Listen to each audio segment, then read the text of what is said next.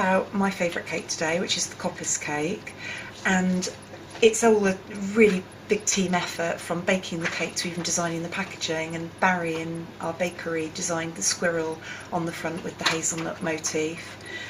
Moving inside to the cake board, which Nina can zoom in on, we use biodegradable cardboard and compostable film to wrap the cakes, and we feature as many local artisans and producers as possible actually inside the cake board. So if you're munching the cake on a train, plane, cafe, wherever, hopefully you've got something interesting to read on the notice board.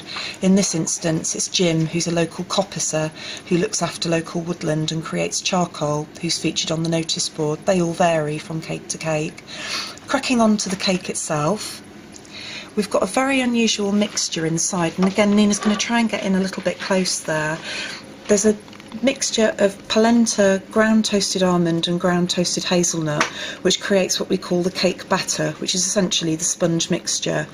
You might think that without having gluten in it, it would end up quite stodgy, but the reverse is true in this case.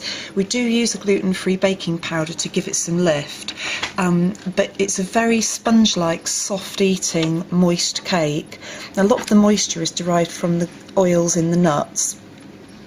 Going really close in, as far as we can without it going blurry, you can see the reasonably large chunks of dark chocolate, which are 72% cocoa solid, as well as the dried, slightly sweetened cranberries as well, which complement each other really nicely.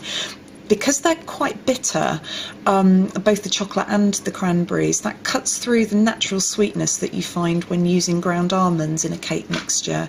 Ground almonds do mean that you can afford to bring the sugar content down in a recipe more than you would do if you were using a conventional wheat flour.